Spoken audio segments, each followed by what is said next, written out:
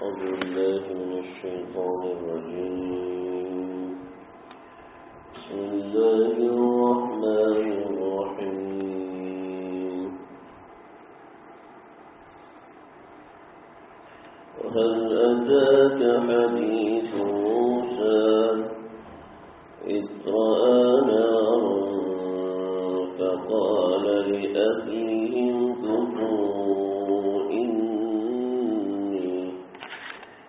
إني آنست نارا لعلي آتيكم منها بقبس أو أجد على النار هدى فلما أتاها نودي يا موسى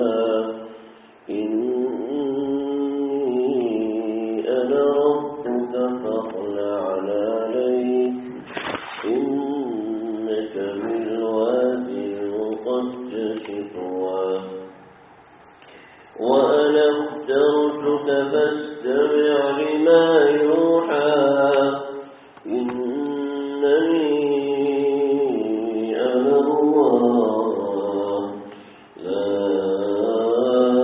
إله إلا أنا فاعبدني وأقم الصلاة لذكري. صدق الله العظيم.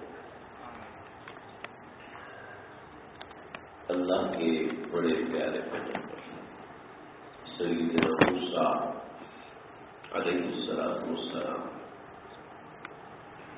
کا ذکر مبارک شروع کیا تھا.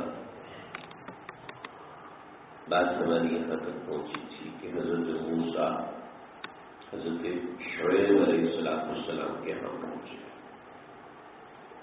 مفسرین کا اختلاف ہے بڑا زبردست کہ حضرت شعیب ہی تھے یا کوئی اور تھے. اس بستی کے اندر یہ سرور یا یہ ضرور یا وہ جو زیادہ باری والی چیزیں ہوتی ہیں وہ اور راہ پھر واؤ اور پھر یہ ضرور تو یہ ضرور تھے کہ حضرت شعیب تھے. تو ہم بات کر چکے کہ وہ حضرت شعیب تھے. عبرانی زبان کے اندر اس کو یہ ضرور کہتے ہیں اور عربی میں اس کو شعیب کہتے ہیں جن کا ذکر گزر چکا. حضرت شعیب علیہ السلام کے سامنے ان کی بیٹیا نے صفات رکھی، ہم اس کو بھی ذکر کر چکے تھے. حضرت شعیب علیہ السلام نے حضرت موسیٰ سے معاہدہ کیا کہ تم 10 برس تک ہماری خدمت کرو، بکریاں چلاؤ اور 8 برس تک خدمت کرو، اور اگر تم 10 برس تک کرتے ہو تو یہ تمہارا احسان ہوگا، اور اس کے عوض میں اپنی ایک بیٹی کو تمہارے نکاح میں دے دوں گا.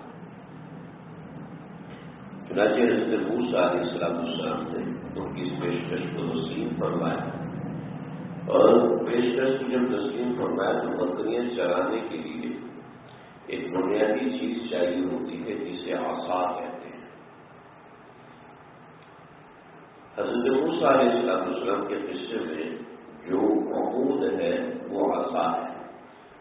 حضرت یوسف علیہ السلام کے قصے میں عقود تھا ان کا پرکا، یعنی ایک مرکزی چیز تھی جو حضرت یوسف کے ساتھ چلی، وہ ان کا پرکا مبارک.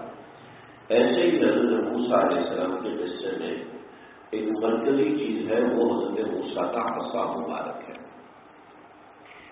انبیاء کی چیزوں سے ایسی ہی محبت ہوتی ہے جیسے انبیاء سے محبت ہوتی ہے. آپ حضرات سوچتے ہوں گے، میں بھی سوچتا تھا عصا کیسا ہوگا. حضرت موسیٰ کا عصا مبارک 2 شاخہ تھا. 2 شاخہ سمجھتے ہیں؟ 2 شاخہ. آپ تو بھینسوں والے ہو جی، یہ بھینسوں نہیں پیازوں والے ہیں جو وائے بنا ہوتا ہے. وائے آپ پر سے اس کے اوپر سے منہ کھلا ہوتا ہے اور نیچے سے اس کو پکڑا جاتا ہے. تو اس کے بڑے فائدے ہوتے ہیں. ہمارے پنجاب میں لکڑیاں اٹھانے کے لیے ویسا ہی ڈنڈا استعمال کیے جاتے ہیں. اس کو پنجابی زبان میں چھاگا کہتے ہیں. سنا لگے چھاگا کہتے ہیں. آپ گئے ہوں گے ہمارے گھر میں، اپنے آپ لوگوں میں سے کوئی گئے تھے تو ایک سائڈ میں نا لکڑیاں رکھی ہوتی ہیں. ان لکڑیوں کو خاص قسم کی لکڑی ہوتی ہے، ان کو چھٹیاں کہتے ہیں. چھٹیاں جب کپاس چن لی جاتی ہے تو اس کے جو پودے ہوتے ہیں وہ بڑی زبردست جلانے کی لکڑی ہے اور بڑی مہنگی بکتی بھی ہے، تو اس کو چھٹیاں کہتے ہیں. لوگ تندوری جلانے کے لیے اور یہ چیز جلانے کے لیے اس کو استعمال کرتے ہیں. وہ سوکھ جاتی ہے، 10-15 دنوں میں سوکھ جاتا ہے، پھر پورا سال وہ استعمال ہوتی ہے. تو یہ بڑی اچھی لکڑی ہوتی ہے جلانے کے لیے. لیکن یہ لکڑی نہیں ہوتی، یعنی کہ نرم لکڑی ہوتی ہے، آگ لگانے کے لیے بڑی آسان ہوتی ہے. وہ سال 2 والی آگ نہیں، سالن پکانے والی آگ. تو وہ اب ایسا کرتے ہیں کہ لکڑیاں پوری کرتے ہیں، لکڑیاں کرتے ہیں اور لکڑیوں کے اندر اس 2 شاخے کو پھنساتے ہیں اور لکڑیاں اٹھا کے بڑے آرام سے جتنی مرضی اس کو اٹھا لو، کوئی اس میں مشکل نہیں ہوتی، بڑا آسان ہوتا ہے اس سے لکڑیاں اٹھانا. پھر اس کے یہ فائدے. اور جو عام طور پہ بکریاں چرانے والے ہوتے ہیں وہ بھی اس 2 شاخے کو استعمال کرتے ہیں. ایسے شاخ میں پھنسا ہے اور شاخ کو ایسے مروڑتے ہیں، شاخ کو مروڑ کے نیچے شاخ ٹوٹ جاتی ہے. تو یہ ایک جو سیدھا ڈنڈا ہوتا ہے اس سے یہ کام نہیں ہو سکتا. تو 2 شاخے سے بڑے کام ہو سکتے ہیں. اس 2 شاخے سے ایک کام تو یہ ہو سکتا ہے. ایک کام 2 شاخے سے یہ ہو سکتا ہے کہ آدمی اس پہ ٹیک لگا کے سو بھی سکتا ہے. کیونکہ چرواہا اگر لیٹ گیا تو بکریاں بہت شرارتی ہوتی ہیں، بکریاں باز جاتی ہیں. تو چرواہوں کو عام طور پہ کھڑے کھڑے سونا پڑتا ہے. سوتے ہیں جیسے اب بہت سے لوگ ایسے ہوں گے جنہوں نے موٹر سائیکل چلائی ہوئی سوتے سوتے، گاڑی چلائی ہوگی سوتے سوتے. اچھا ہمارے ساتھ ایک ساتھی تھے، مبشر پائلٹ تھے، کہتے 4 اڑاتے ہوئے اتنی نیند آتی ہے، اتنی نیند آتی ہے کہ بس جس کی حاضر نہیں. تو ایسے ہی ہم تو سوچتے ہیں کو کیسے نیند آ جاتی ہے، لیکن چرواہوں کو چلتے پھرتے سونے کی عادت ہوتی ہے. تو اس کے اوپر ٹیک لگا کے آرام سے چرواہے سو سکتے ہیں. چنانچہ حضرت سلیمان علیہ السلام کا جب قصہ آیا میں اس میں ذکر کروں گا کہ 1 برس تک وہ عصا کے ٹیک لگا کر انتقال شدہ کھڑے رہے. 1 سال کے بعد جب اس عصا کو وہ ایک خاص چوٹی ہوتی ہے اس نے ختم کیا تو حضرت سلیمان پیچھے گرے تو جنات کو پتہ چلا حضرت سلیمان کا انتقال ہو چکا ہے. تو یہ 2 شاخہ عصا تھا. اس عصا کے بارے میں بہت سی روایات ہیں لیکن مجھے سمجھ میں نہیں آتی. مجھے یہ ہے کہ ایک روایت یہ ہے کہ حضرت ابراہیم علیہ السلام کا عصا تھا، ایک روایت ہے حضرت آدم علیہ السلام کا عصا تھا. حضرت آدم علیہ السلام کا قد 60 ہاتھ تھا. تو ظاہر بات ہے، اور حضرت موسیٰ علیہ السلام کا قد اس کی نسبت کے اتنا بڑا نہیں تھا، اس لیے کہ دیگر کئی انبیاء ہیں جن کی قبر جیسے حضرت یوشع بن نون علیہ السلام کے حضرت موسیٰ علیہ السلام کے ساتھ تھے، تو ان کی قبر کی لمبائی تقریباً 15-16 میٹر ہے. 15-16 میٹر یعنی آپ کے گھر کے اس دیوار سے لے کے اس دیوار حضرت یوشع بن نون کی قبر مبارک ہے. اب وہ کا مبارک کتنا تھا کوئی فیصلہ نہیں کیا جا سکتا. تو وہ عرصہ کتنا بڑا تھا. حضرت موسیٰ کا قد اتنا ہوگا تو کتنا ہوگا. حضرت آدم علیہ السلام کا قد جس کو کہیں بھی نہیں ہو سکتا. تو یہ عرصہ مبارک لیا اور عرصہ مبارک لے کے اس سے بکریاں وغیرہ چلاتے تھے. روایتوں میں ہے کہ حضرت موسیٰ علیہ السلام نے 10 برس تک بکریاں چرائیں. جب 10 برس کے بعد جانے لگے. یہاں میں درمیان میں بات ذکر کروں ضروری. ایک مسئلہ ہے کہ کسی کی اجرت اس کی محنت مقرر کرنا یا کسی بچی کا مہر کسی آدمی کی محنت کو مقرر کرنا یہ کیسے ہے. جیسے کہ کہا کہ موسیٰ تیرے پاس تو کچھ نہیں، 10 برس تک 8 برس تک خدمت کرو تو بچی سے شادی کر لینا، یعنی مہر آپ کی خدمت ہے. تو اب کوئی کہیے میں آپ کو سافٹ ویئر بنا کے دوں گا، آپ اپنی بیٹی کی مجھ سے شادی کر دو، یہ جائز ہے. ایسی میں آپ کی بچی کو انجینئر بنا دوں گا، آپ میری شادی کرا دوں. میں آپ کی بچی کو ڈاکٹر بنا دوں گا، آپ اس کی مجھ سے شادی کرا دوں. اس طرح جائز ہے. اس سروس کو حق مہر مقرر کرنا جائز ہے، یا سروس کو کسی چیز کا عوض مقرر کرنا جائز ہے؟ جائز نہیں، ٹھیک ہے، یہ جائز نہیں ہے۔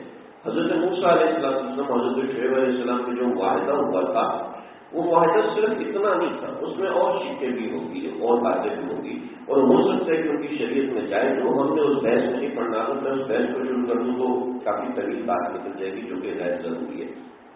اتنی سی سمجھ لیں، جیسے کہ کوئی شخص کہتا ہے جی یہ پلاٹ ہے، تم بھائی میں نے 4 لاکھ کا لیا تھا، تم 6 لاکھ کا نکال دو، اس کے اوپر جتنے وہ تمہارے ہیں، تو یہ سودا کرنا جائز نہیں ہے، اس لیے کہ اوپر جو عوض ہے وہ متعین نہیں ہے، عوض متعین ہونا ضروری ہے۔ اگر عوض متعین نہیں ہوگا، جیسے بطور مثال کہ وہ یہ جیسے آپ جاتے ہیں کسی پارک وغیرہ میں، تو وہاں کہتے ہیں جی اس میں سے کسی چیز کے ابھی ڈال دو تو وہ تمہاری ہو جائے گی، اور بچے ضد کرتے ہیں کہ ہمیں یہ کھیلنے دیں، ہم نے رنگ ڈالنی ہے وہ چیز، ہم سے وہ چاکلیٹ ہے، وہ یہ 10 روپے کی رنگ ملتی ہے، ڈالنے سے 20 روپے کی وہ نکل آئے گی، تو یہ جائز نہیں۔ کیوں؟ اس لیے کہ اجرت مشغول ہے۔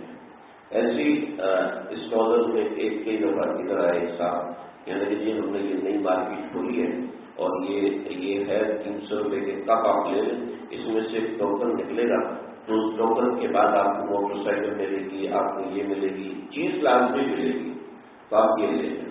تو میں ان سے بھی میں نے کہا یہ خرید و فروخت کرنا جائز نہیں ہے۔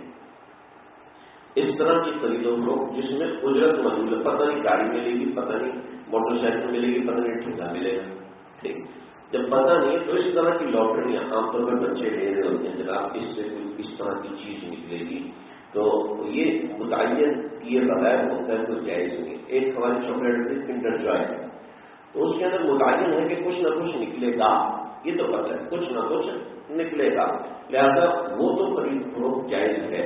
لیکن اس طرح کی خرید و فروخت ایک اصول بتاؤ جس میں اجرت متعین نہ ہو تو وہ خرید و فروخت جائز نہیں ہے۔ البتہ یہ جو ایک مسئلہ میں نے ذکر کیا ہے یہ بہت عام ہے، جی بھائی صاحب مجھے ضرورت ہے 8 لاکھ کی، آپ یہ میرا پلاٹ نکال دو 8 لاکھ کا، اس کے اوپر جتنے وہ تمہارے، یہ صحیح نہیں ہے۔ اس کا ایک طریقہ بتا دیتا ہوں، بہت آسان طریقہ ہے، بھی ایسا کر لو، میں آپ کا 8 لاکھ سے اوپر کا نکال دیتا ہوں، آپ مجھے اس کے دیں گے 5000، اور اس سے اوپر جتنے پیسے ہوں گے وہ میرا انعام ہوگا، اور انعام تو ویسے ہی غیر متعین ہوتا ہے، ٹھیک ہے، تو اس صورت سے کر لیا جائے کہ وہ سارے پیسے حلال ہیں ورنہ سارے پیسے حرام ہیں، سمجھ گئے؟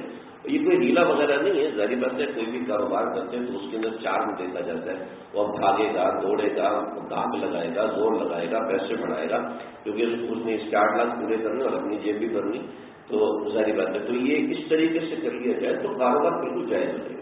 تو برابر حضرت موسیٰ علیہ السلام جب جانے لگے تو جب جانے کا وقت ہوا تو حضرت موسیٰ علیہ السلام نے حضرت شعیب سے کہا کہ مجھے جانے کے لیے کچھ زیادہ راہ چاہیے ہوگا، انہوں نے کہا ٹھیک ہے، اس مرتبے بکریوں کے جو بچے پیدا ہوں گے تو وہ بچے جو کہ بکریوں سے، یہ میں نے ابھی جو ساری بات کی وہ اس مسئلے کے لیے کی ہے کہ بکریوں کے جو بچے ہوں گے وہ بچے جو بکریوں کی شکل کے نہیں ہوں گے تو وہ سارے تم لے لینا، بقیہ بچے مجھے دے دینا۔ آپ دیکھیں بکریوں کے بچے ہوتے ہیں، کچھ بکری ہوتی ہے سفید، کچھ بچے اس میں کالے پیدا ہوتے ہیں، کچھ اس میں چٹکلے پیدا ہوتے ہیں، کچھ اس میں دوسرے رنگ کے پیدا ہوتے ہیں۔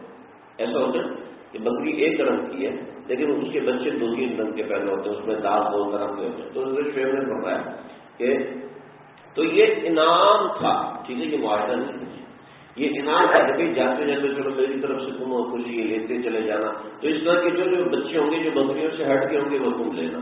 تو 2-3 محدثین نے کرامات لکھی حضرت موسیٰ علیہ السلام کی کہ حضرت موسیٰ نے بکریوں کے پیٹ کے اوپر عصا مارا یا بعض جگہوں پہ کچھ خاص قسم کی رسیاں باندھی، مجھے تحقیق کا موقع نہیں مل سکا کیسے رسیاں باندھی، تو اس کے اندر کچھ بکریاں آئیں تو جنہوں نے 2 بچے دیے ان میں سے ایک بچہ جو بکری سے مشابہ نہیں رکھتا تھا اور دوسرا بچہ بکری سے مشابہ رکھتا تھا، تو جو مشابہ نہیں رکھتے تھے وہ حضرت موسیٰ لے کے اپنے ساتھ چلے۔ تو 10 برس حضرت موسیٰ علیہ السلام نے خدمت کی اور 10 برس خدمت کرنے کے بعد حضرت موسیٰ نے یہ عرض کیا کہ مجھے گھر والے یاد آتے ہیں، مجھے وہاں جانا ہے۔ اور جو اس وقت کا فرعون تھا جس کے زمانے میں حضرت موسیٰ علیہ السلام آئے تھے، یا تو اس کا انتقال ہو چکا تھا، ہم انشاءاللہ اگلے درس میں اس پہ بحث کریں گے، یا تو اس کا انتقال ہو چکا تھا یا پھر بات پرانی ہو چکی تھی، تو حضرت موسیٰ علیہ السلام کو کچھ تسلی تھی یا پھر انشاءاللہ معاملہ ٹھنڈا ہو چکا ہوگا۔ چنانچہ حضرت موسیٰ علیہ السلام اپنی بیوی کو لے کر، ان کا نام کتابوں میں صفورہ لکھا ہوا ہے، تو اپنی بیوی کو لے کر وہاں سے نکلے اور وہاں سے رستہ بھول گئے۔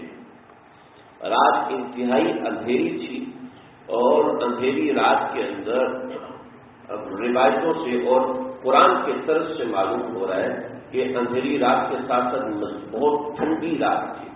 تو حضرت موسیٰ علیہ السلام گھبرائے اور کوہ طور کے مغربی جانب، وما كنت بجانب الغربی، اللہ کے نبی کو اللہ نے قرآن میں مخاطب کیا، آپ اس وقت کوہ طور کے مغربی جانب نہیں تھے جب ہم نے موسیٰ علیہ السلام کو پکارا تھا۔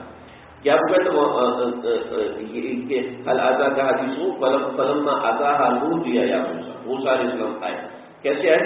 ایسے ہے اذ رأى نارا فقال لأهله كثوا، جب انہوں نے آگ کو دیکھا۔ اب سمجھ لیں، حضرت موسیٰ علیہ السلام اپنی بیوی کے ساتھ جا رہے ہیں، رات اندھیری ہے، چکماک سے آگ جلائی جاتی تھی، لیکن ٹھنڈک اور اوس اتنی تھی کہ چکماک سے آگ جل رہی تھی۔ چکماک 2 سفید رنگ کے پتھر ہوا کرتے تھے، ان کو رگڑتے تھے تو اس میں سے چنگاریاں نکلتی تھیں، اور وہ چنگاری آگے وہ کسی سوکھی گھاس پہ رکھ کے یوں چکماک سے رگڑتے تھے تو چنگاری نکل کے اس گھاس پہ پڑتی تھی، اس میں آگ لگ جاتی تھی، اور اس طریقے سے لوگ آگ جلایا کرتے تھے۔ پھر اسی چنگاری کا کوئلہ رکھ لیتے تھے اپنے ساتھ، پھر اس کوئلے کے اوپر دوبارہ رکھتے تھے، اس کو پھونک مارتے تھے تو دوبارہ کوئلے کو چنگاری پکڑ لیتی۔ لوگ اس طریقے سے آگ جلایا کرتے تھے ماچس کے پیدا ہونے سے پہلے۔ تو حضرت موسیٰ علیہ السلام چکماک کی کام سے کرتے ہیں شدید سردی کی وجہ سے، اور حضرت موسیٰ علیہ السلام نے دیکھا کہ ایک روشنی جل رہی ہے، اور معلوم یہ ہوتا ہے قرآن کے طرف سے کہ وہ روشنی صرف حضرت موسیٰ کو نظر آئی، حضرت موسیٰ کی اہلیہ کو نظر نہیں آئی۔ اس کی وجہ کیا ہے؟ اس کی وجہ بعض حضرات نے یہ لکھی کہ ان کو تکلیف ہو رہی تھی، بچے کی تکلیف ہو رہی تھی، بس آپ سمجھ سکتے ہیں۔ تو حضرت موسیٰ علیہ السلام ان کو چھوڑ کے کہنا کہ انی آنست نارا، کہ میں نے آگ دیکھی ہے، میں نے آگ دیکھی ہے، یعنی ان کی بیوی کو آگ نظر نہیں آ رہی تھی۔ وہ آگ کیا تھا؟ بڑے اس میں باتیں ہیں، اگر اسی کو کھولنا شروع کر دیں تو شاید کئی گھنٹوں گزر جائیں۔ وہ آگ اللہ کی ایک تجلی تھی، وہ آگ اللہ تعالیٰ کے حجابات روح میں سے ایک روح تھا، وہ آگ اللہ تعالیٰ کے پردوں میں سے ایک پردہ تھا، جو اللہ رب العزت نے تجلی کس جگہ پر فرمائی تھی۔ چنانچہ حضرت موسیٰ علیہ السلام اس آگ کے قریب آئے تو وہ درخت آج بھی موجود ہے، مبارک جگہ آج بھی موجود ہے کوہ طور کے دامن میں۔ جو لوگ مصر جاتے ہیں تو وہ طور کی طرف جاتے ہیں، اور طور کی جانب ایک بات رہ گئی تھی، وہ بھی چلو شکر درمیان میں آ گئی۔ طور کی جانب جو بھی جاتے ہیں تو طور پہاڑ کے دامن میں گرمیوں میں بھی سردی ہوتی ہے، سمجھ؟ طور پہاڑ کا دامن ایسا ہے کہ اس کے ساتھ گرمیوں میں بھی ٹھنڈک کا احساس ہوتا ہے۔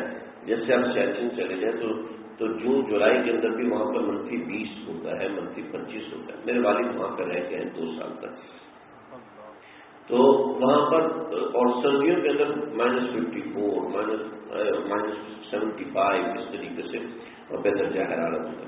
تو طور پہاڑ ایسا ہے کہ وہاں آج بھی جانا بڑا مشکل ہے، اس لیے کہ وہاں پر روزانہ اسرائیل کے جہاز گھومتے ہیں، لوگ وہاں پہ اگر جا سکتے ہیں تو رات کے اندھیرے میں جا سکتے ہیں، رات کے اندھیرے میں پہنچ کر پھر انہوں نے واپس آنا ہوتا ہے، ایک بڑی اس کے اندر بڑی محنت ہوتی ہے۔ ہمارے کئی بزرگان دین گئے ہیں جنہوں نے بتایا، اپنے روزات میں لکھا ہے۔ تو بہرحال وہ انشاءاللہ مجھے اس وقت موقع نہیں مل سکا اس کو دیکھنے کا، تو میں انشاءاللہ موقع ہوگا تو آگے بتاؤں گا کہ طور پہاڑ پر جانے پہ کیا کیا معاملات ہوں گے۔ تو حضرت موسیٰ علیہ السلام اس جگہ پہ پہنچے دیکھا ہے کہ درخت کو آگ لگی ہے لیکن پتوں کو آگ کھا لے گی، جلا نہیں گئی، شاخوں کو آگ جلا لے گی، آگ تو جلی ہوئی ہے۔ اللہ اللہ۔ حضرت موسیٰ علیہ السلام کو آواز آئی، کیسے آواز آئی؟ حضرت موسیٰ نے کیسے قبول کر لی؟ میرے ذہن میں ہمیشہ سوال ہوتا تھا، مرشدہ جی ہیں، بڑے صاحب نسل، بڑے صاحب نسل، اس کو سنانے سے پہلے ایک واقعہ سناتا ہوں۔ حضرت غوث پاک شیخ عبد القادر جیلانی رحمۃ اللہ علیہ، کیا اچھے، وہ ایک مرتبہ رات 3 بجے اٹھے اور اٹھ کے طریقے قلندر میں حضرت تھانوی نے یہ واقعہ بیان فرمایا۔ وہ اٹھے ہیں اور اٹھ کے تو خادم ساتھ ہو گیا، خاموشی سے چپکے سے ساتھ ہو گیا کہ یہ رات کے وقت ہو سکتا ہے وضو کی ضرورت پڑے، سنجے کی ضرورت پڑے، میں ساتھ ہو جاؤں گا۔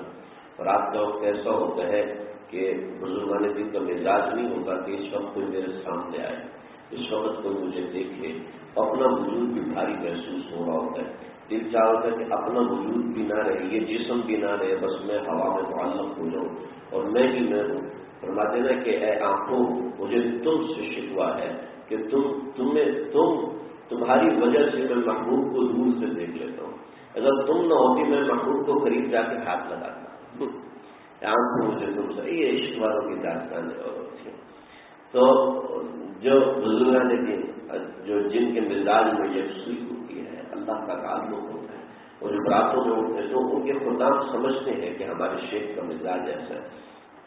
چنانچہ ایک خادم پیچھے ہو گیا تو چپ کر کے گھر کے دروازے سے نکلے۔ پہلے زمانے میں بیت الخلاء کے لیے باہر جاتے تھے، دروازے سے باہر نکلے تو انہوں نے 1-2 قدم رکھے تو کہنے لگے کہ ایک شہر آباد تھا، وہاں پہنچے۔ میں حیران رہ گیا، وہاں دیکھا کہ 15-20 لوگ موجود ہیں اور 15-20 لوگ سر جھکا کے بیٹھے، کچھ اشاروں میں بات ہوئی، پھر اندر سے کراہنے کی آواز آئی۔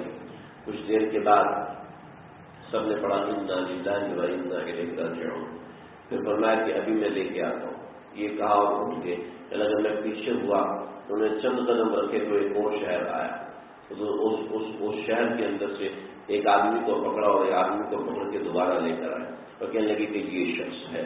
اس کا بازو کھولا تو اس کے بازو کے اوپر آدھا ہوتا ہوا تو اس کو اتارا، پھر مراقبے میں چلے گئے۔ مراقبے میں جانے کے بعد کچھ دیر بعد سر اٹھایا اور کہا مبارک ہو کہ اب یہ شخص ہوگا، اور یہ کہا اور اٹھ کے واپس چلے گئے۔ یہ بھی پیچھے ہوئے، صبح بہت پریشان، جب سجی رات کو یہ مسئلہ ہوا لگے ہو تم پیچھے تھے، مجھے احساس نہیں ہوا۔ کالن تیز ارد کر دیا، انہیں زمین کو سمیٹ دیا، اور زمین اللہ کے نبی کے سامنے تیز ارد ایسے ہوتا تھا کہ آپ صلی اللہ علیہ وسلم چلتے تھے اور صحابہ بھاگتے تھے، آپ چلتے تھے صحابہ بھاگتے تھے اور صحابہ پکڑ نہیں پاتے تھے، حتیٰ کہ جب آپ صلی اللہ علیہ وسلم کے بیٹے حضرت ابراہیم رضی اللہ عنہ کا انتقال ہوا تو آپ تیز چلے، اتنا تیز چلے کہ آپ کے کندھے مبارک پہ جو چادر تھی وہ اچھل رہی تھی، صحابہ پیچھے گھوڑوں پہ دوڑ رہے تھے اللہ کے نبی کو پکڑ کے۔ آپ صلی اللہ علیہ وسلم کے سامنے زمین ایسے طے کر دی جاتی تھی۔ حضرت آدم علیہ السلام کے جس میں نے ذکر کیا، حضرت آدم علیہ السلام کے سامنے زمین ایسے طے کر دی جاتی تھی کہ ایک جگہ پاؤں رکھتے تھے اور دوسرا پاؤں ان کا 3 دن کی مسافت پر ہوتا تھا، یعنی یہاں سے 70، ایک پاؤں یہاں سے دوسرا پاؤں 70 ہے نا۔ حضرت آدم علیہ السلام کی سواری کیا تھی؟ کہا حضرت آدم علیہ السلام کو سواری کی ضرورت نہیں تھی، ان کے سامنے زمین سمیٹ دی جاتی تھی۔ میں نے اس میں تفصیل سے ذکر کیا تھا۔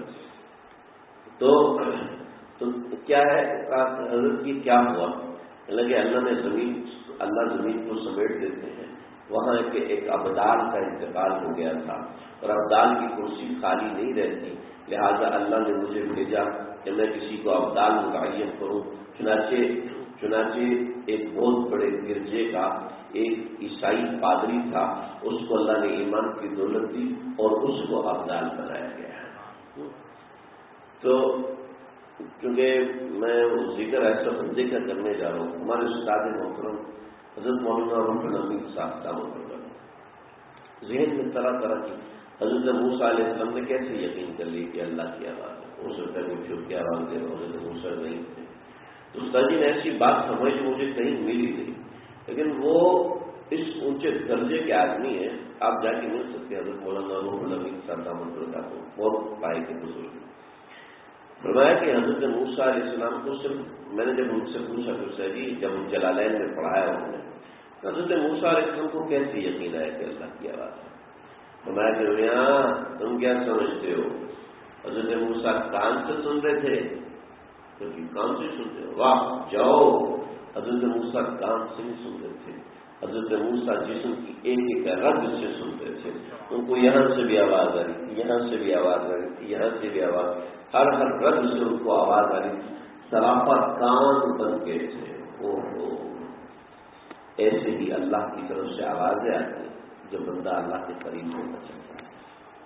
حضرت موسیٰ وہاں پہنچے تو اللہ نے آواز دی، انی آنست نارا لعلی فلما اتاها نودی یا موسیٰ انی انا ربک فاخلع علیک، میں تیرا پروردگار ہوں، اپنے جوتے اتار دے۔ اللہ کو حضرت موسیٰ کو جوتے اتارنے کا حکم دے رہے ہیں، اور ہمارے یہاں کہتے ہیں کہ چپل کے اندر اللہ کے نبی نے نماز پڑھی ہے لہٰذا ہم بھی پڑھیں گے۔ اے اللہ کے بندے، سوچو تو صحیح اللہ کے نبی کی چپل کیسی تھی، اللہ کے نبی کا معاملہ کیسا تھا۔ اور عجیب لوگ ہوتے ہیں، وہ کہتے ہیں حضرت موسیٰ علیہ السلام کو تو اللہ نے فرمایا، تو یہ کوئی زبان اللہ نہیں کرنا، سمجھ رہے ہیں؟ حضرت موسیٰ علیہ السلام کو تو اللہ نے فرمایا چپل اتار، اور میرے آقا کو جب عرش میں بلایا تو کہا چپل پہن کے آ جائے۔ انا للہ و انا الیہ، ایسی الٹی باتیں کرتے ہیں۔ اللہ کے نبی عرش پہ کہاں گئے؟ یہ عرش پہ کہیں تصریح نہیں ہے عرش پہ، بس یہ ثم دنا فتدلی فکان قاب قوسین او ادنی، اللہ کے بہت قریب ہوئے۔ تو کسی نے کبھی تعبیر کر دی عرش پہ چلے گئے، تو پہلے تو عرش پہ جانا نہ سے قطعی سے ثابت کرو، پھر چپل پہن کے۔ عجیب بیوقوفی والی باتیں۔ حضرت موسیٰ کو چپل اتارنے کا کہا اس لیے کہ ان کے پیر چپل پہ گدھے کا گوبر لگا ہونا، عجیب سی باتیں کرتے ہیں، پتہ نہیں ان کو کہاں سے نظر آ گیا۔ وہ کہتے ہیں سیدنا صدیق اکبر حضرت نے غار میں رونا شروع کر دیا، تاکہ غار میں رونا شروع کر دے تاکہ مشرکین مکہ اوپر دیکھیں اور آ کے نبی کریم صلی اللہ علیہ وسلم کو بلا شہید کر دیں۔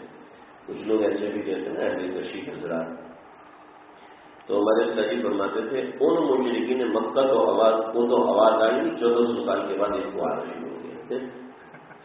حضرت موسیٰ علیہ السلام کے پاؤں میں گوبر لگا ہوا تھا، یا پتہ نہیں کہاں سے نظر آتی ہے، شاید کوئی روایت ہو، میں نے میری نظر سے روایت نہیں گزری، لیکن فخلع علیک ادب کی وجہ سے، اگر کسی نبی سے اللہ نے ایک طرح کا ادب کروایا ہے تو کسی دوسرے نبی سے تقابل نہیں کر سکتے۔ آپ سے لا تفضلوا یونس بن متى، مجھے یونس بن متى سے فضیلت مت دو، ان تقابل نہ کرو، یعنی ایک آپ صلی اللہ علیہ وسلم نے مثال دی کہ مجھے میرے بھائیوں سے مقابلہ نہ کراؤ، ان کی فضیلت اپنی جگہ، ہمارے نبی کی فضیلت اپنی جگہ، ہمارے نبی سید الانبیاء ہیں، ہمارے نبی سید البشر ہیں، ہمارے نبی کیا ہے، ہم تو الفاظ کیوں نہیں ہیں ہمارے پاس، لیکن مقابلہ نہیں کرا سکتے تھے۔ تو یہاں کچھ لوگ اس طرح کے مائی گاتے ہیں، تو لہذا بھائی ایسی باتیں نہیں ہیں، حضرت موسیٰ سے چپل اتارنے اور اس کے حوالے سے تقابل نہیں کرتے۔ ان کبھی دعا بھی مقدس دعا، آپ مقدس مقام پر ہے، اس سے سمجھ میں آیا کہ مقدس جگہ کا ادب ہوتا ہے، مقدس جگہ کا احترام ہوتا ہے، لہذا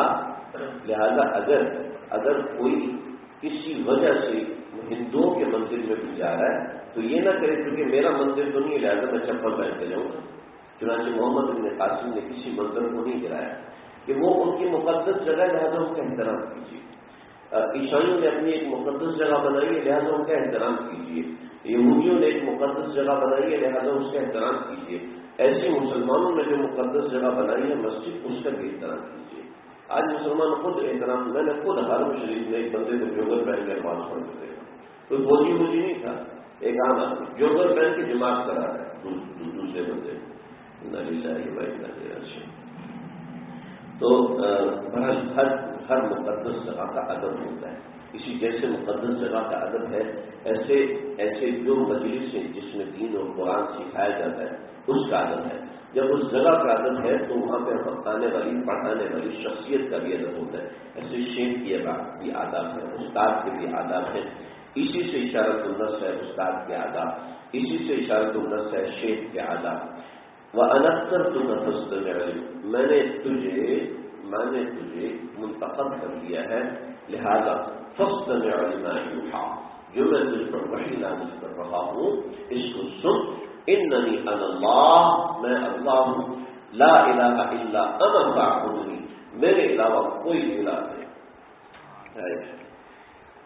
میں آپ حضرات سے درخواست کرتا ہوں اور اپنے آپ سے یہ کہتا ہوں کہ جب یہ قصہ سنے نا قرآن میں وہ جو ہو گیا ہے، میں اس میں سے ایک جگہ پڑھوں تو اللہ سے دعا کیا کریں، اللہ جی جیسے آپ نے موسیٰ سے کلام کیا تھا نا، کچھ آثار ہمیں بھی دکھا دیجیے، کیونکہ اللہ تعالیٰ اپنے بندوں سے کلام فرماتے ہیں، کبھی الفاظ سے کبھی بغیر الفاظ سے۔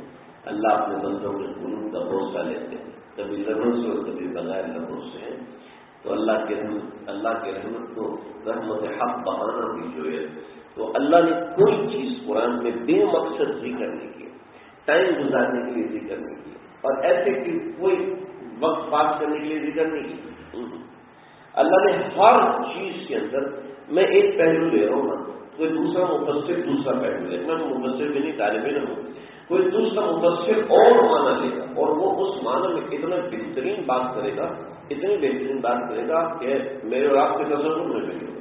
جیسے یہاں پر فقال لأهلهم كثوا، ایک مقرر نے اس پر پوری تقریر کی ہے، فقال لأهلهم كثوا، ایک بڑے بہترین نقطے میں، لیکن ہمارا قصہ دوسری طرف نکل جائے گا، اس لیے میں وہ ذکر نہیں کرتا۔ تو کوئی گھنٹہ سوا گھنٹے کی تقریر کی ہے فقال لأهلهم كثوا کے اوپر، یہ ہے کیا معاملات، لیکن ہم اس تفصیل میں نہیں جا سکتے۔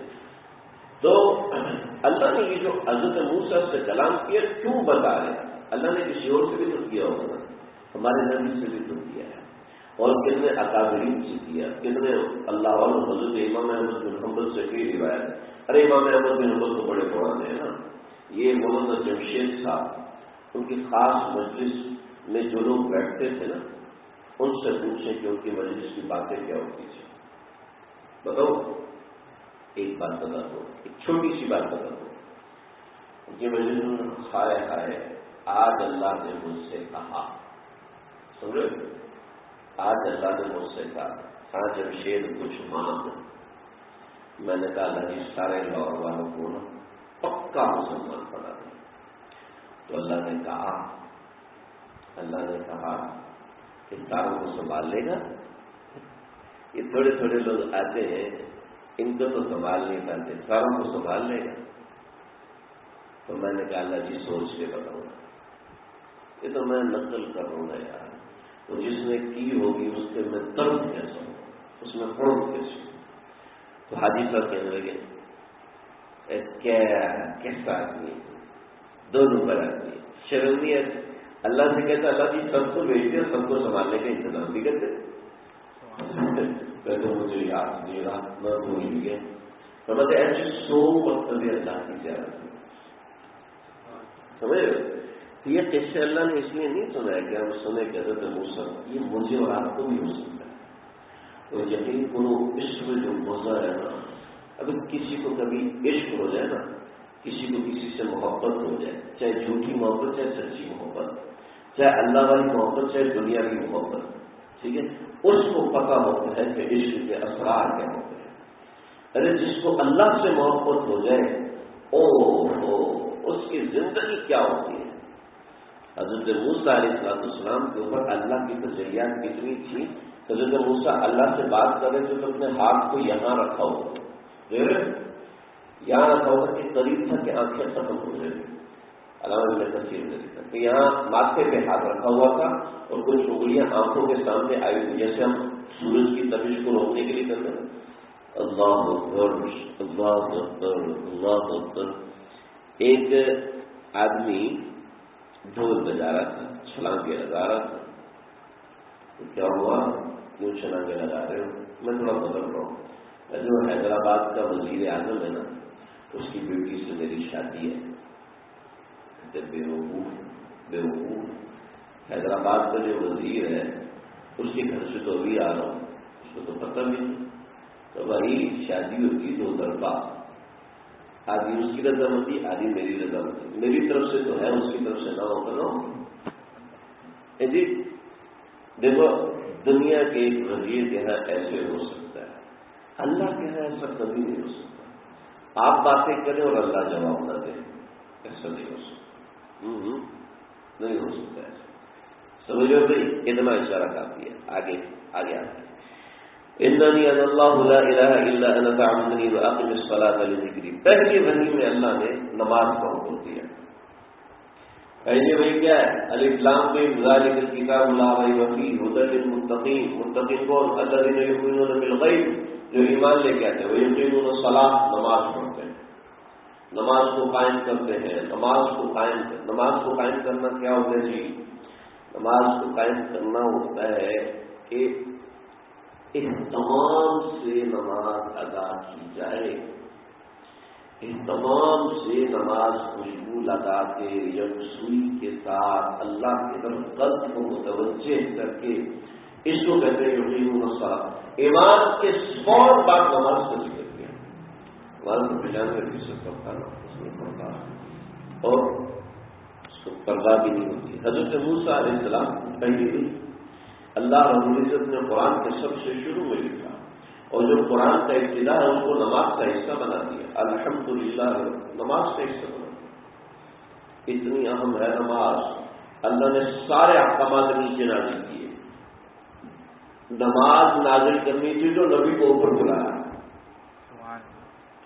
اتنی اہم چیز ہے بھائی، نماز کا اہتمام کریں۔ قرب الہی، کوئی کہتے ہیں جی مجھے قرب الہی چاہیے، میں محنت نہیں کر سکتا، کوئی محنت کر رہی، صرف فرض واجب سنت موقع اہتمام سے ادا کر لیں، اللہ اپنی ولایت ضرور دے گا۔ واقعی الصلاۃ لذکری، آج جو ہے نا ہم اللہ کا قرب حاصل کرنے کے لیے مجاہدے کریں گے، چلے کاٹیں گے، ٹنڈ کرائیں گے، یہ کریں گے وہ کریں گے، نہیں جی یہ ضروری ہے۔ ان الساعۃ آتیۃ اکاد اخفیھا لتجزی کل نفس بما تسعی فلا یصدنک عنھا من لا یؤمن بها واتبع هواه فتردى۔ اس کی باتیں انشاءاللہ آئندہ ہوں گی۔ وما تلک بیمینک یا موسیٰ، اللہ نے 2 باتیں فرمائی۔ اے موسیٰ تیرے سیدھے ہاتھ میں کیا ہے؟ اے موسیٰ تیرے سیدھے ہاتھ میں کیا ہے؟ میں قال ہی عصای، یہ عصا ہے، اتوکل علیہا واخش بہا۔ بس آج اتنا کریں گے، مجھے کہیں جانا ہے۔ 1-2 باتیں پچھلے درس کے متعلق میرے ذہن میں 1-2 باتیں مزید آپ کو اس کے بارے میں بتا دوں۔ حضرت موسیٰ علیہ السلام نے ان بچیوں کی مدد کی، اس سے چند مسئلے سمجھ میں آئے۔ وہ 7 بہنیں تھیں، ان میں سے 2 بہنیں آئی ہوئی تھیں۔ اس سے ایک مسئلہ سمجھ میں آیا کہ عورت کا ضرورت کے تحت گھر سے نکلنا جائز، ٹھیک ہے، لیکن شرط ہے کہ اس کے ساتھ کوئی دوسری عورت بھی ہو۔ اکیلی عورت گھر سے نکلے گی تو فتنے کا باعث بنے گی، سمجھے؟ اور 2 عورتیں بھی کیسی کہ وہ مردوں کے جھمگٹے میں نہ گھسیں، اگرچہ کتنی ان کو ضرورت ہو۔ سمجھ میں آ رہا ہے؟ قصہ یاد ہے؟ 2 بہنیں الگ سے کھڑی تھی، مرد وہاں پانی بھر رہے تھے، الگ ہو گئے۔ آج عورتیں تو مردوں کے اندر گھس رہی ہوتی ہیں، مردوں کے اندر گھس رہی ہوتی ہیں۔ اور بہت معافی کے ساتھ ایک بات عرض کروں، عام طور پہ یہ بات بتائی نہیں جاتی لیکن میں بتا رہا ہوں، وہ ضروری بات ہے۔ کئی خواتین حرمین شریفین میں جھمگٹے کے اندر گھسی ہیں اور توبہ کرتی کرتی باہر نکلی کہ یہاں بھی گندے لوگ نہیں چھوڑ گئے، سمجھ رہے؟ تو قرآن نے سکھا جہاں مردوں کا جھمگٹا ہے اس میں عورت کا نام گھسے، سمجھ؟ پھر اس سے آگے کسی کو اشکال ہو، حضرت موسیٰ علیہ السلام کو بلانے کے لیے تو اکیلی وجاءت الاستحیاء، وہ تو اکیلی گھر سے باہر نکلی، تو عورت کا اکیلا بھی گھر سے نکلنا جائز ہے کسی ضرورت کے تحت، لیکن اس ضرورت کے پیچھے شرط ہے کہ اس کا بڑا اس کو حکم دے، جیسے حضرت شعیب علیہ السلام نے حکم دیا۔ سمجھ میں آئی نا بات؟ یہ اوپر اوپر سے گزری ہے، ہم نیا پڑھ لیتے نا MBA، تو ہم درسگاہ سے باہر نکلے تو ہمارے ساتھی تھے مولوی میں جو یہاں رہتے ہیں، کہتے ہیں جہاز کچھ اوپر سے گزر رہا ہے، جہاز کافی اوپر سے، تو جہاز اوپر سے نہیں گزر رہا، یہ قریب سے گزر رہا۔ وہ بچی اکیلی آئی حضرت موسیٰ علیہ السلام کو بلانے کے لیے، عورت کا اکیلا نکلنا جائز، لیکن کب؟ پہلی شرط ان کے ابا نے حکم دیا تھا، بڑے کا حکم ہے تو عورت اکیلی بھی جا سکتی ہے، نمبر 1۔ نمبر 2، شرط ہے علی الاستحیاء، کہ اس عورت میں حیا ہو، شرماتی ہوئی آ رہی ہے، شرماتی ہوئی نکل رہی ہے، شرماتی ہوئی چل رہی ہے، ضرورت کے تحت باہر نکل ہے۔ جب اس کے مزاج میں اس درجہ حیا ہے تب وہ نکل سکتی ہے۔ اگر اس کے مزاج میں اس درجہ حیا، یعنی جب تک یہ 2 شرطیں نہیں پائی جا رہی، عورت کا گھر سے باہر نکلنا درست نہیں ہے جی، سمجھ لیں؟ تو یہ 2 باتیں میرے ذہن میں آئی تھی۔ قرآن مجید کوئی بات بلا وجہ نقل نہیں کرتا، ہر لفظ قرآن کا ایسے ہے جو قیامت تک ہدایت ہے، اس میں بے شمار چیزیں ہیں، بے شمار مضامین ہیں۔ اللہ تعالیٰ سمجھنے کے عمل کرنے کی توفیق عطا فرمائے۔ واقعی رحمۃ اللہ رب العالمین۔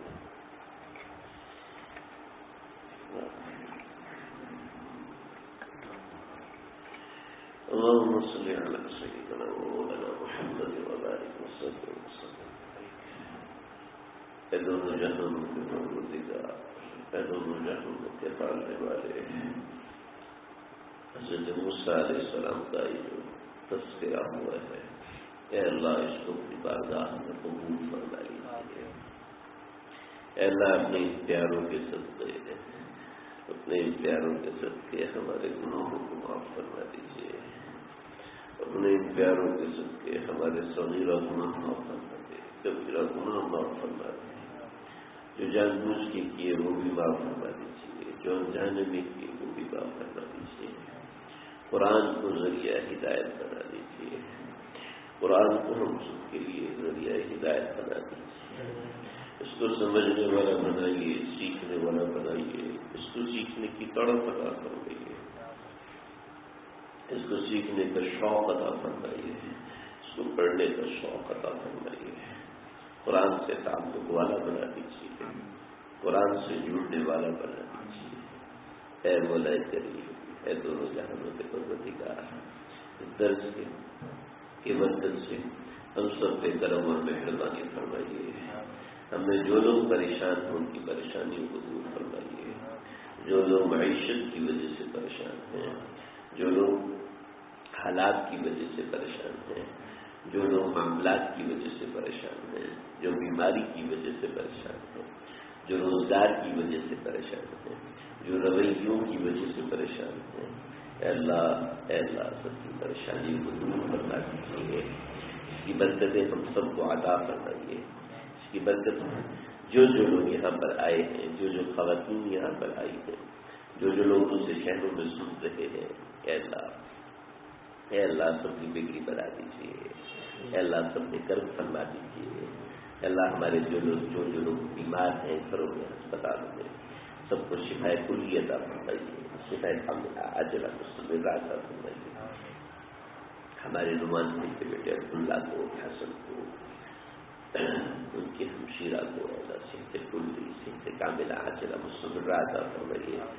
ہمارے عاصم بھائی نرینہ صالح اولاد کی دولت سے نوازیے، جن بچیوں کے رشتے نہیں ہو رہے اللہ جی غیب سے انتظام فرمائیے، جن لڑکوں کے رشتے نہیں ہو رہے اللہ جی غیب سے مناسبت والے رشتے عطا فرمائیے، اللہ غیب سے مناسبت والے رشتے عطا فرمائیے۔ ہمارے ڈاکٹر خالد اور اللہ خالد محسن بھائی جس بھی پریشانی میں ہے اللہ ان کی پریشانی کو دور فرما دیجیے، جو لوگ بے روزگاری میں ہیں اللہ روزگار صالح اور اچھا روزگار عطا فرمائیے، اللہ ہمارے ملک کی حفاظت فرمائیے، ہمارے ملک کی حفاظت فرمائیے، اس کی معیشت کو سنبھال دیجیے، اس کے امن کو سنبھال دیجیے، اللہ اس کے امن کو سنبھال دیجیے، آپس کی نااتفاقیوں کو دور فرما دیجیے، اس کو دین کے پھیلانے کی جگہ بنا دیجیے، اللہ اس کو حرمین شریفین کی حفاظت فرمائیے، ہمارے ملک کی طرف حرمین شریفین کی طرف جو نظر اٹھا کے دیکھے،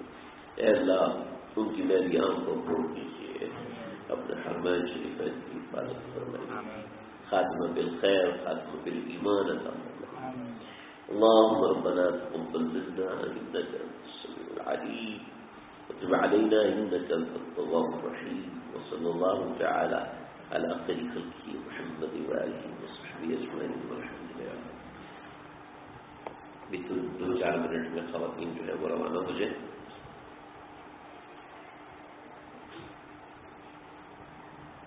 جو مرد خواتین کے ساتھ آئے ہوئے وہ بھی چلے جائیں۔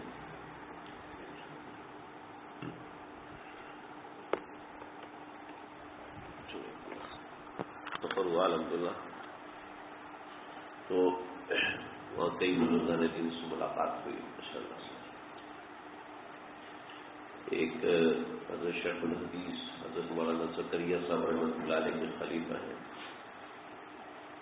حضرت ڈاکٹر شاہد اویس، حضرت مولانا ڈاکٹر شاہد اویس دامت برکاتہ، بہت مغز بات کی، بڑی خوبصورت بات کی، ابھی تک دل کو اس کا اثر ہے، انتہائی فائدے والی بات۔ اس کا خلاصہ میں آپ کو بتاتا ہوں۔ انہوں نے فرمایا کہ ہم لوگوں کو عاشق قرآن کرنا چاہیے، ٹھیک ہے، عاشق قرآن، اپنے بچوں کو عاشق قرآن بنائیں۔ اس کا طریقہ یہ کہ فضائل قرآن اس کا مطالعہ کریں۔ فضائل اعمال میں شیخ الحدیث رحمۃ اللہ نے جمع کیا ہوا ہے، فضائل قرآن کا مطالعہ کریں، انشاءاللہ زندگی ایسی تبدیل ہوگی، ایسی تبدیل ہوگی۔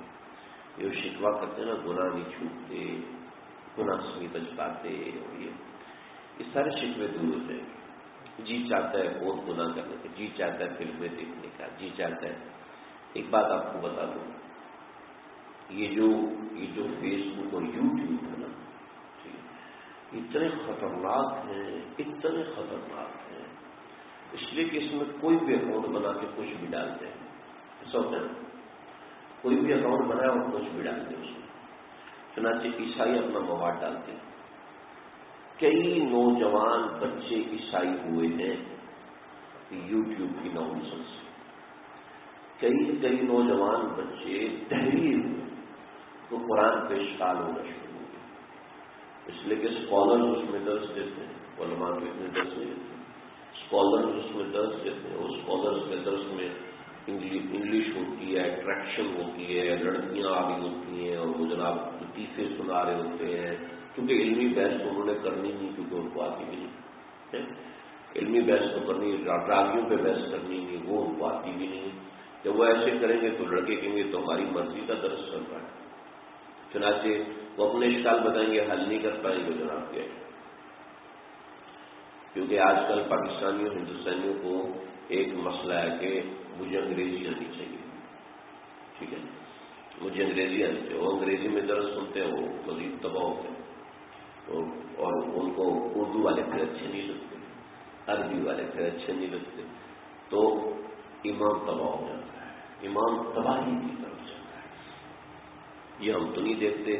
مسئلہ یہ ہے کہ کب تک ایک فلم دیکھی، دوسری فلم دیکھی، ایک سیریز دیکھی، دوسری سیریز دیکھی، ایک ایپیسوڈ دیکھا، دوسرا ایپیسوڈ دیکھا، بور ہو جائے گا، اب کیا کریں؟ اب وہ سرچ کرے گا، چلو اس کو سن لو، پھر سرچ کرے گا، اس کو سن لو، کیونکہ فارغ بیٹھنے کی عادت ہوگی، سرچنگ کرنے کی، ایکسپلورنگ کرنے کی عادت ہوگی۔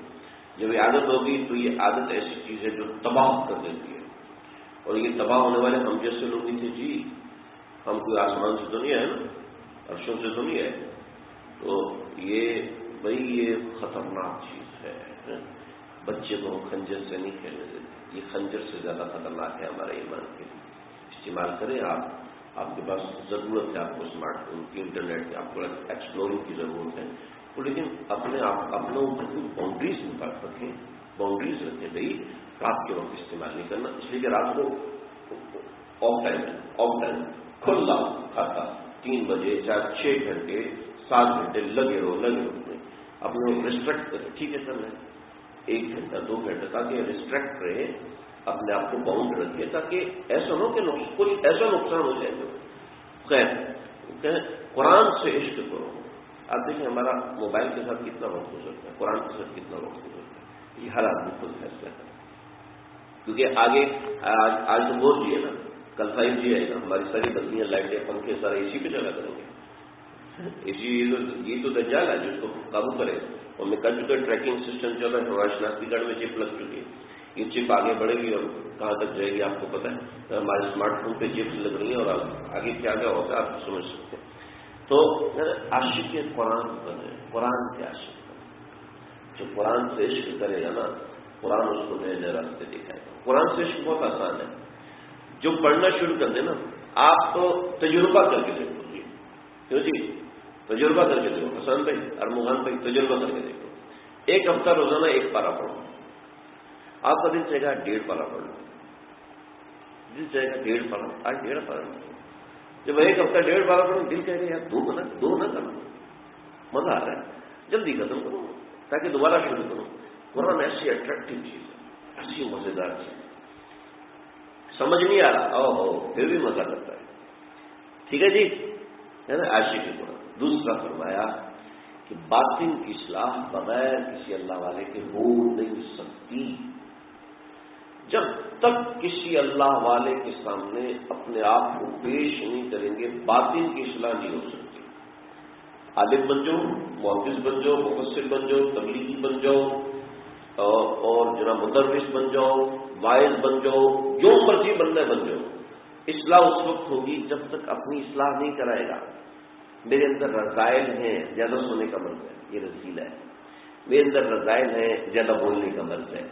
میرے اندر رذائل ہیں, غیبت کرنے کا مرض ہے. میرے اندر رذائل ہیں, تکبر ہے مزاج میں. یقین کرو یہ چیزیں کچھ بھی نہیں ہے, لیکن بارود کی طرح ہے. اگر اپنی جگہ پر رہیں تو پھٹ جائے گی, ایمان کو پھاڑ دے گی. مزاج میں غصہ ہے, بس ٹھیک ہے, چلتا ہے, گزارا ہوتا ہے. نہیں, باطن جب تک اپنی اصلاح نہیں کرائے گا, باطن سنور نہیں سکتا. بیان سننے سے باطن نہیں سنورتا, یاد رکھنا. بیان سننے سے ظاہر بن جاتا ہے, داڑھی آ جاتی ہے تو بھی پہن لے گا, کپڑے سنت کے مطابق ہو جائیں گے. بیان سننے سے ظاہر صحیح بن جائے گا. نیک ماحول میں چلا جائے, ظاہر صحیح بن جائے گا. تبلیغی جماعت میں چلا جائے, داڑھی میں رکھنے کا تو نماز کا پابند ہو جائے گا, روزے کا پابند ہو جائے گا, تلاوت کا پابند ہو جائے گا. باطن تلاوت کرنے سے نہیں بنتا, باطن بنتا ہے باطن بنانے سے. اللہ نے خود کہا, میں نے تمہارے اندر زہر ڈالا ہے, نکلواؤ اسے. فَأَلْهَمَهَا فُجُورَهَا, زہر ڈالا تمہارے اندر, اب اس کو نکلواؤ. اس لیے ڈالا تاکہ اس کو نکالو نا. جب اس کو نکالیں گے تو طاقت پیدا ہوگی. کیوں جی, کبھی آپ نے دیکھا پہاڑ کے اندر سے جہاز نکلا ہو؟ اور آپ جانتے ہیں کہ سارے جہاز پہاڑوں میں سے نکلتے ہیں, تراشتے ہیں, لوہا بناتے ہیں, کوبالٹ نکلتی ہے, اس کو پگھلاتے ہیں, نکلتے تو پہاڑوں سے, لیکن کبھی بنا بنایا نکلا. انسان کے اندر سے ولی اللہ پیدا کرنا پڑتا ہے, بنانا پڑتا ہے. بنتا اسی کے اندر سے, لیکن بنانا پڑتا ہے. بہت بڑی چیز ہے, بہت بڑی چیز ہے. اللہ تعالیٰ سمجھنے کی, عمل کرنے کی توفیق عطا فرمائے. اب آپ لوگ ہو گئے مولوی صاحب کیا سنانا شروع کر دیے. چلے ایک سنا دو. ایک مولوی صاحب آئے کہتے کوئی شہد, تو مولوی صاحب شہد تو ہے, کوئی میں گاڑا نہیں. ٹھیک ہے یار, ساری بات ایک ہی دن بتائیں گے.